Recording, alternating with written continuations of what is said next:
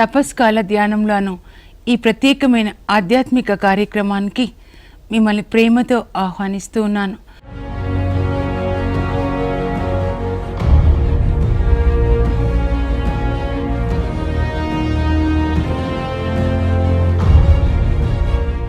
ఈ వాక్యం వింటుండగా దేవుని యొక్క ఆత్మ మీ మీదకి వచ్చి మీకు మంచి ఆరోగ్యాన్ని దయచేయునుగాక. యేసు ప్రభు సన్నిధి మీ కుటుంబాల్లో ఉండి మీకు శాంతి సమాధానాన్ని ఇచ్చునుగాక. మిమ్మల్ని దైవభీతి గల కుటుంబాలుగా, ప్రార్థించే కుటుంబాలుగా, దేవుని యొక్క వాక్య వెలుగులో నడిచే కుటుంబాలుగా, దేవుని రాజ్యాన్ని స్థాపించే కుటుంబాలుగా దేవుడు మీ కుటుంబాలని ఆశీర్వదించునుగాక. తపస్కాలం అంటే యుద్ధం చేయుటకు తర్ఫీదునిచ్చు కాలము, యుద్ధం చేయడానికి శిక్షణనిచ్చే కాలం అని చెప్పమ్మా అన్నారు. ఈ మాట నేను ఎప్పుడు వినలేదు, ఈరోజు ప్రత్యేకంగా చెప్పారనమాట. అప్పుడు ఎవరు యుద్ధం చేశారు, మరి ఎవరి గురించి చెప్పాలి అని అంటే బైబిల్లో చాలామంది యుద్ధ వీరులు ఉన్నారు. యేసు ప్రభు యుద్ధం చేశారు.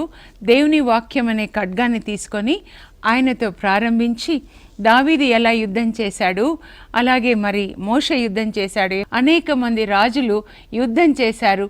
ఎలా చేశారో చెప్పి నా బిడ్డల్ని యుద్ధానికి తయారు చేయని చెప్పారనమాట. అయితే యేసు ప్రభు ఎలా యుద్ధం చేశారో మనం చూద్దాం. మత్తయి సువార్త 4వ అధ్యాయానికి మనం వెళ్ళినట్లయితే అక్కడ యేసు ప్రభు సైతాన్చే శోధించబడడానికి పరిశుద్ధాత్మ వలన ఆయన ఎడారికి కొనిపోబడతారనమాట. అంటే దానికి కొంచెం ముందుగా చూస్తే మత్తయి సువార్త 3వ అధ్యాయంలో బాప్తిస్మ యోహాను అక్కడ ప్రజలకి బోధిస్తున్నాడు. పాప క్షమాపణ మూలంన రక్షణ కలుగుతుంది, కనుక మీ పాపాలని ఒప్పుకోనండి, హృదయ పరివర్తన చెందండి అని ప్రజలకి బోధిస్తూ ఉంటే అనేక మంది ప్రజలు మరి గుంపులుగా వచ్చి వాళ్ళ పాపాలని ఒప్పుకుంటూ మరి యోర్దాను నదిలో బాప్తిస్మ యోహానుచే బాప్తిస్మం తీసుకుంటూ ఉన్నారు. అలా బాప్తిస్మం తీసుకుంటున్న సమయంలో యేసు ప్రభు కూడా 30 సంవత్సరాల వయసు అయిపోతుంది. వాళ్ళ అమ్మా నాన్నల దగ్గర సెలవు తీసుకొని, అమ్మా ఇప్పుడు నేను దేవుని పని చేయాలమ్మా, నన్ను వెళ్ళడానికి మీరు అనుమతించండి, ఆశీర్వదించండి అని వాళ్ళ అమ్మా నాన్న సెలవు తీసుకొని యేసు ప్రభు వస్తుంటేనే బాప్తిస్మ యోహాను ప్రజలకి చూపిస్తాడు. యేసు ప్రభుని చూపిస్తూ అంటాడు, ఇదిగో లోక పాపములను మోసుకొని పోవు దేవుని గొర్రెపిల్ల. అది యోహాను మరి ప్రజలకి యేసు ప్రభుని పరిచయం చేస్తూ వాడిన మొదటి మాట అన్నమాట. లోక పాపములను మోసుకొని పోవు దేవుని గొర్రె పిల్ల వస్తున్నాడు అని చెప్పి యేసు ప్రభు దగ్గరికి వస్తాడు. వచ్చి నాకు కూడా బాప్తిస్మం ఇవ్వవా యోహాను అని అడుగుతాడు. అప్పుడు బాప్తిస్మ యోహాను అంటారు, నేనా ప్రభువా, నేను మీకు బాప్తిస్మం ఇవ్వడం ఏంటి, నేనే మీ చేత బాప్తిస్మం పొందవలసిన వాడను కదా అన్నప్పుడు యేసు ప్రభు అంటారు, ఇప్పుడు ఇలా కానివ్వు, ఈ విధంగా జరుగుట వలన తండ్రి చిత్తం నెరవేరనివ్వు.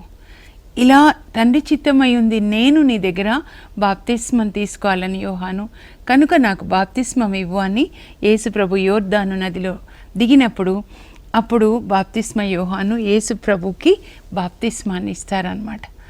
అప్పుడు ఆయన బాప్తిస్మం తీసుకొని నీటి నుండి వెలుపలికి వచ్చి ప్రార్థించుచుండగా, ఇక్కడ లూకా 3:21 అలాగే మత్తయి 3:16 ఏం చెప్తుందంటే, యేసు ప్రభు బాప్తిస్మాన్ని తీసుకొని నీటి నుండి వెలుపలికి వచ్చి ప్రార్థించుచుండగా పరలోకం తెరవబడి పరిశుద్ధాత్మ పావురం రూపంలో యేసు ప్రభు తల మీద వచ్చి నిలబడతారు. అంటే ఆయన పరలోకం నుంచి పరిశుద్ధ ఆత్మ అభిషేకాన్ని పొందుతున్నాడు. అప్పుడు పరలోక తండ్రి పరలోకం నుండి అంటాడు, ఈయన నా ప్రియమైన కుమారుడు, ఇతని యందు నేను ఆనందిస్తున్నాను.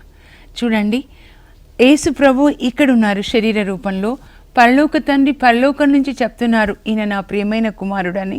పరిశుద్ధాత్మ పావురం రూపంలో యేసు ప్రభు మీదకి వచ్చారు. అంటే పరిశుద్ధాత్మ పావురం రూపంలో వచ్చారంటే పావురము పరిశుద్ధమైనది, చాలా పక్షులన్నిటిలో కూడా పవిత్రమైన పక్షి అన్నమాట. చాలా సాఫ్ట్, జెంటిల్, సున్నితమైనది. యేసు ప్రభు పొందిన అభిషేకము సున్నితమైన అభిషేకం అన్నమాట. చాలా ప్రేమ, కరుణ కలిగిన అభిషేకాన్ని ఆయన పొందాడు. కాబట్టి మనం కూడా ఈ నీళ్ళలో మునిగి బాప్తిస్మం తీసుకున్నప్పుడు, ఈ లోకం నుంచి బాప్తిస్మం తీసుకున్నప్పుడు పైన నుంచి కూడా బాప్తిస్మాన్ని పొందాలి. ఇప్పుడు పరిశుద్ధాత్మ వచ్చి యేసు ప్రభుతో ఉంటున్నారనమాట. ఉంటున్నప్పుడు ఏం జరిగిందంటే పరిశుద్ధాత్మ యేసు ప్రభుని ఎడారికి తీసుకొని వెళ్తారు. అక్కడ పరిశుద్ధాత్మ ఆయనకి తర్ఫీదునిస్తున్నారు. 40 దినములు 40 రాత్రులు యేసు ప్రభు అక్కడ ఉపవాసం చేస్తారు. అప్పుడు ఆయనకి ఆకలేస్తుంది. మోషే కూడా సినాయి పర్వతం మీద దేవుని సన్నిధిలో, పరిశుద్ధమైనటువంటి దేవుని సన్నిధిలో ఆయనని మేఘ రూపంలో, అగ్ని రూపంలో పరిశుద్ధాత్మ దేవుడు ఆవరించుండగా ఆయన కూడా 40 పగళ్ళు రాత్రులు ఉపవాసం చేస్తాడు. నిజానికి నేను చెప్తున్నాను అనుభవంతో, పరిశుద్ధాత్మతో మనము నింపబడినప్పుడు పరిశుద్ధాత్మ మన అన్నింటినీ కూడా కంట్రోల్ చేస్తాడు. మన ఆకలిని కంట్రోల్ చేస్తాడు. మన చూపులు, మన ఆలోచనలు, మన హృదయ కోరికలు, మన ప్రాణాత్మ శరీరాల్ని ఆయన కంట్రోల్ చేస్తాడు. ఆయన ఆధీనంలో ఉంటుంది. సో ఆయన ఆపాలనుకుంటే ఆకలి లేకుండా అలాగే ఆపేస్తాడనమాట. అసలు ఆకలి అనేది తెలీదు. ఈ 40 దినములు యేసు ప్రభు ఉపవాసంతో ప్రార్థించిన తర్వాత ఏం జరుగుతుంది? పరిశుద్ధాత్మ ఉన్నారంటే ఆయన మన ద్వారా ఆయన దేవునికి ప్రార్థన చేస్తారు, విజ్ఞాపన చేస్తారు. రోమా 8:26లో మనం బలహీనులమై ఉండగా మనం ఎలా ప్రార్థించాలో మనకి తెలియనప్పుడు పరిశుద్ధాత్మ మన ద్వారా దేవునికి ప్రార్థన చేస్తారు, మనకి సహాయపడతారు అని ఉంటుంది. ఈ 40 దినములు ఉపవాసం అయిపోయింది. 41వ రోజు వచ్చింది. అప్పుడు యేసు ప్రభు చాలా ఆకలిగా ఉన్నారు. శరీరానికి ఆకలేస్తుంది. అప్పుడు సైతాను వచ్చి యేసు ప్రభుని శోధిస్తూ ఉంటాడు. 3 శోధనలని సైతాను యేసు ప్రభుకి తీసుకొని వస్తాడనమాట. మొదటి శోధన ఏంటో చూడండి. అక్కడ ప్రభుకి ఆకలేస్తుంది అనమాట. సైతాన్ ఎప్పుడు మనకి ఏ బలహీనత ఉంటుందో, ఏ అవసరం ఉంటుందో ఆ అవసరానికి సంబంధించినటువంటి శోధన తెస్తాడు. సైతాన్ వచ్చేస్తాడు యేసు ప్రభు దగ్గరికి. నీవు దేవుని కుమారుడవైనచో ఈ రాళ్ళని రొట్టెలుగా మార్చుకొని నీ ఆకలి తీర్చుకో అంటే సవాల్ చేస్తున్నాడు అనమాట. If you are the son of God. సైతాన్ భాష చూడండి. సిలువ మీద యేసు ప్రభు వేలాడుతున్నప్పుడు ఏమన్నారు? అక్కడ రోమా సైనికులు, జనులు, నువ్వు దేవుని కుమారుడవైనచో, ఎడం ప్రక్క దొంగ, నిన్ను నువ్వు రక్షించుకో, మమ్మల్ని కూడా రక్షించు, నీవు దేవుని కుమారుడవైనచో అని తనకి చాలా ఆకలేస్తుంది కనుక ఆకలికి సంబంధించిన శోధన. నువ్వు దేవుని కుమారుడు కదా, రాళ్ళని రొట్టెలుగా నువ్వు మార్చగలవు కదా, కాబట్టి ఒక అద్భుతం చేసుకో నీకోసం నువ్వు అని. కానీ యేసు ప్రభు తన కొరకు అద్భుతం చేయడానికి రాలేదు. అప్పుడు సైతాను ఒక ఆత్మ అన్నమాట. దేవుడు కూడా ఆత్మే. దేవుడు మంచి ఆత్మ, సైతాను చెడు ఆత్మ అన్నమాట. ఇప్పుడు ఈ సైతానుని యేసు ప్రభు ఎలా ఓడిస్తున్నారో వాక్యం అనే ఖడ్గంతో. ఈ దేవుని యొక్క వాక్యం ఏంటంటే ఆత్మ ఖడ్గం అన్నమాట. సైతాను ఆత్మ కాబట్టి ఆ సైతాన్ని వాక్యం అనే ఆత్మ ఖడ్గంతోనే జయించాలి. అప్పుడు యేసు ప్రభు సైతాన్ని చూసి అంటారు, మానవుడు రొట్టె వలన కాక దేవుడు వచించు ప్రతి వాక్కు వలన జీవించును అని వ్రాయబడి ఉన్నది అని నోట్లోంచి అంటారనమాట. ద్వితీయోపదేశకాండ 8:3 నుంచి అని వ్రాయబడి ఉన్నది. It is return. దేవుడు రాశాడు ఆల్రెడీ. మానవుడు కేవలం రొట్టె వలనే జీవింపడు, దేవుడు వచించు ప్రతి వాక్కు వలన జీవిస్తాడు అని యేసు ప్రభు నోట్లోంచి వాక్యం వస్తుంది. అయితే అది సైతానులోనికి ఒక ఖడ్గంలాగా దూసుకొని వెళ్ళిందనమాట. అంటే ఖడ్గం, యుద్ధం చేసేటప్పుడు ఖడ్గం ఎలా వాడతారో సైతాన్ శత్రువుని సంహరించడానికి, అలా యేసు ప్రభు వాక్యం అనే ఖడ్గాన్ని వాడాడు. ఒక్కసారి పోటు పొడిచాడు యేసు ప్రభు సైతాన్ని. అయితే సైతాన్ విడిచిపెట్ల. శోధన కొండ అన్నమాట. మేము వెళ్ళాము ఇక్కడికి, మౌంట్ ఆఫ్ టెంప్టేషన్, హోలీ ల్యాండ్లో. అక్కడి నుంచి సైతాను యేసు ప్రభుని తీసుకొని యెరూషలేంలో మోరియా కొండ మీద ఉన్న సొలొమోన్ కట్టించిన దేవాలయ పర్వత శిఖరం మీదకి తీసుకొని వెళ్ళి అంటాడు, ఇదిగో నువ్వు ఇక్కడి నుంచి దూకు, ఇక్కడి నుంచి దూకితే ఈ దేవాలయ శిఖరం నుంచి నువ్వు దూకావనుకో, అప్పుడు ప్రభువు తన దూతలకి నీ ఆజ్ఞ ఇస్తాడు, నీ కాళ్ళు రాతికి తగిలి నవ్వకుండునట్లు అని వ్రాయబడి ఉంది కదా, కనుక నువ్వు దూకు అంటాడనమాట. అప్పుడు యేసు ప్రభు ఏమంటాడంటే, ఇదిగో నీ ప్రభు అయిన దేవుని శోధింపరాదు అని వ్రాయబడి ఉన్నది కదా, ద్వితీయోపదేశకాండం 6:16లో. సైతాన్ కూడా కొటేషన్ ఇస్తున్నాడు అనమాట. ఇందాక చూడండి, నువ్వు ఇక్కడి నుంచి దూకు, పైనుంచి కిందికి దూకు. ఎందుకు? అప్పుడు నువ్వు దూకినప్పుడు 91 కీర్తన 11లో రాయబడి ఉన్నట్లుగా దేవుడు తన దూతలకి ఆజ్ఞ ఇస్తాడు, నీ కాళ్ళు రాతికి తగిలి నవ్వకుండునట్లు. ఇందాక జీసస్ ఇచ్చారు కదా కొటేషన్, మానవుడు రొట్టె వలన జీవించడు, దేవుని వాక్కు వలన జీవిస్తాడని వ్రాయబడి ఉన్నదని. అప్పుడు సైతాన్ కూడా కొటేషన్ ఇస్తున్నాడు అనమాట.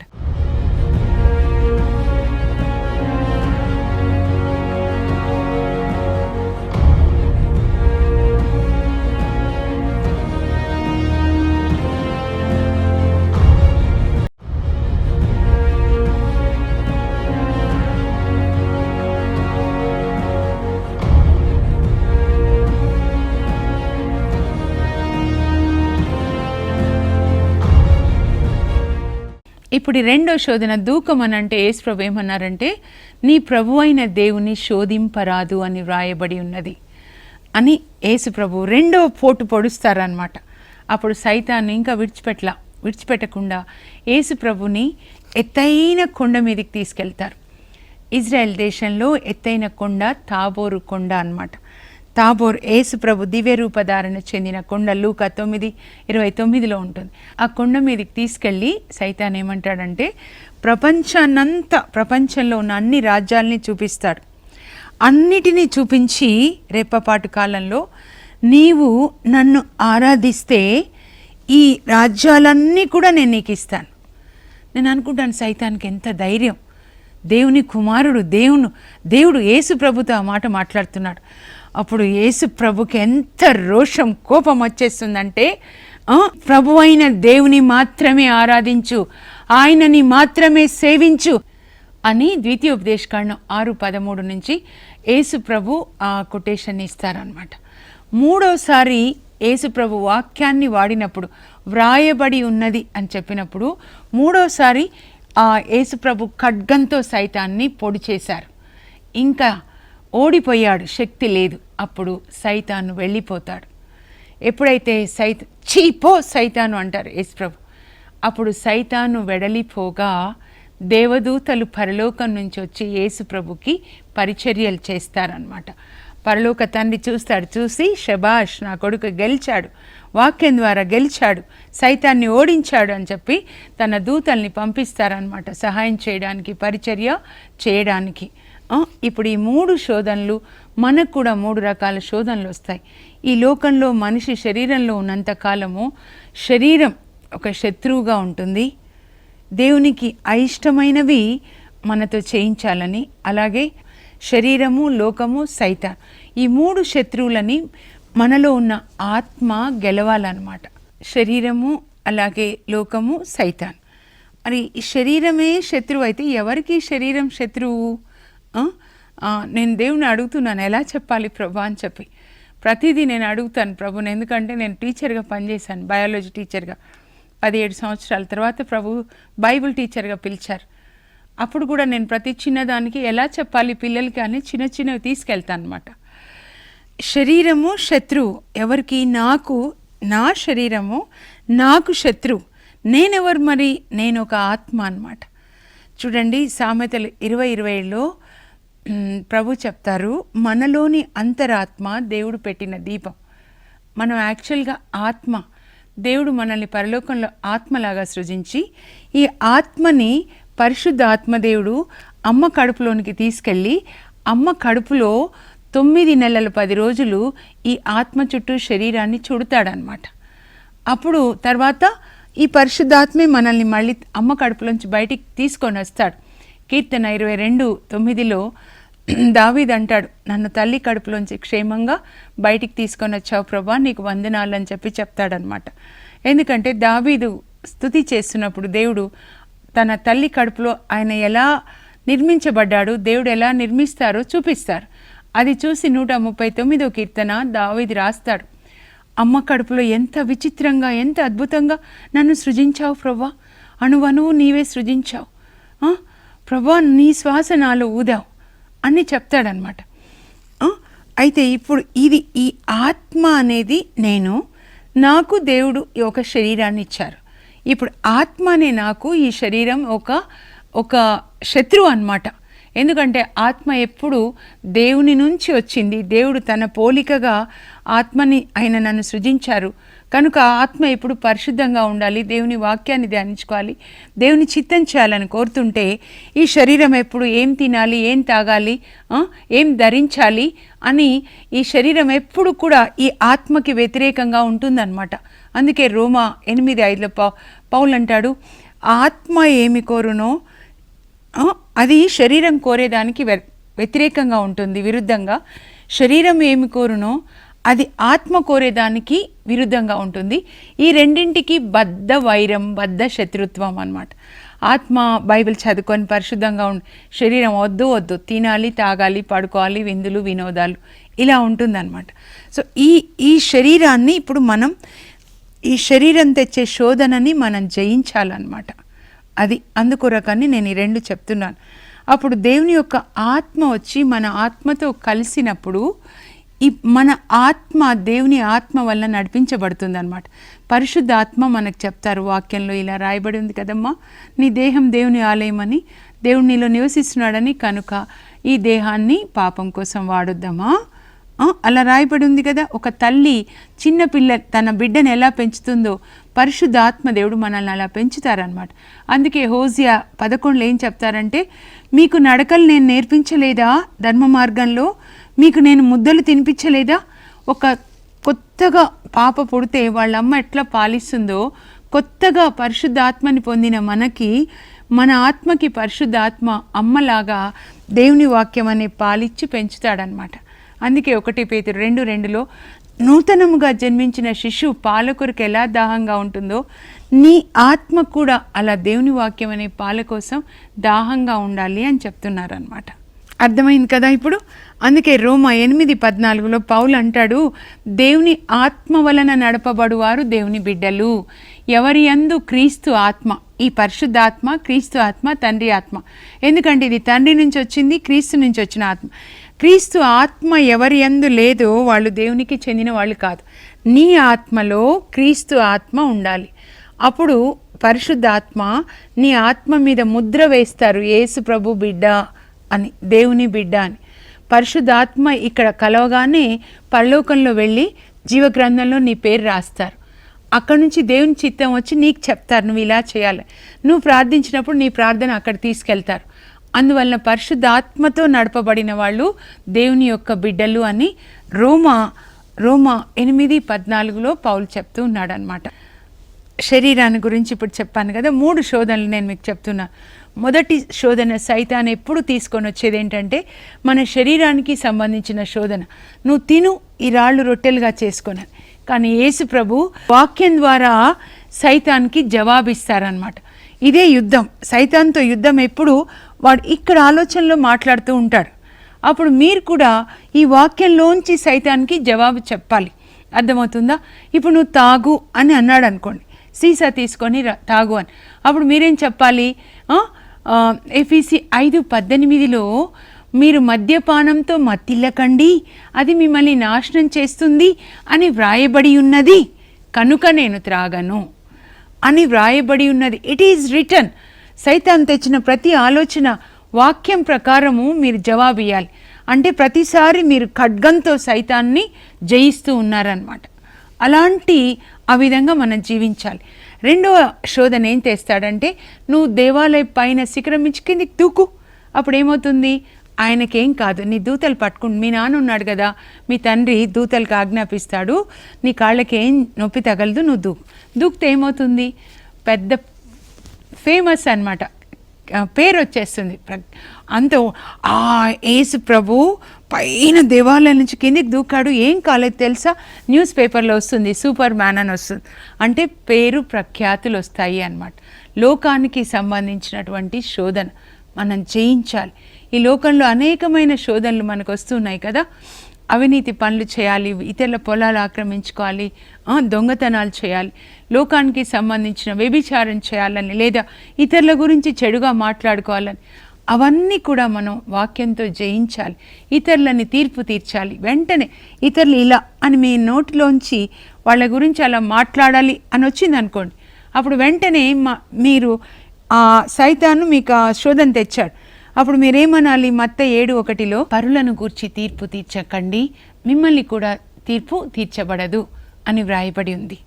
మత్తయి 12:36 యేసు ప్రభు చెప్పారు, తీర్పు దినాన నీవు మాట్లాడిన ప్రతి మాటకి, ప్రతి వ్యర్థమైన మాటకి నువ్వు జవాబు చెప్పాలి. నీకు ఒక రోజు తీర్పు ఉంటుంది. ఈ శరీరాన్ని విడిచిపెట్టి ఈ ఆత్మ బయటికి వచ్చేస్తుంది. ఒకరోజు శరీరం మట్టిలోకి వెళ్ళిపోతుంది. ఆత్మ దేవుని ఎదుట తీర్పు కోసం నిలబడాలి. గుర్తుపెట్టుకోవాలి. 2 కొరింథీ 5:10 నీవు న్యాయ విచారణకై దేవుని ఎదుట నిలబడాలి. అప్పుడు ఈ లోకంలో, ఈ శరీరంలో ఉన్నప్పుడు నువ్వు చేసిన ప్రతి పనికి, ప్రతి మాటకి, ప్రతి ఆలోచనకి నువ్వు జవాబు చెప్పాలి. 3ంటికి తీర్పు తీర్చబడుతుంది. మత్తయి 12:36 ప్రకారం నువ్వు మాట్లాడిన ప్రతి వ్యర్థమైన మాటకి నువ్వు జవాబు చెప్పాలి. నీ ఆలోచనలకి తీర్పు రోమా 8:16 ప్రకారం, నీ క్రియలకు తీర్పు దర్శన గ్రంథం 22:12 నేను తొందరగా వస్తున్నాను యేసు ప్రభు చెప్తారు. నువ్వు చేసిన ప్రతి పనికి నేను ప్రతి పనికి నేను బహుమానాన్ని తీసుకొని వస్తున్నాను అని ఉంటుంది అనమాట. అది మనం గుర్తుపెట్టుకోవాలి. లోకాన్ని జయించాలి. శరీరం లోకం అయిపోయింది. 3వది సైతాన్ని జయించాలి.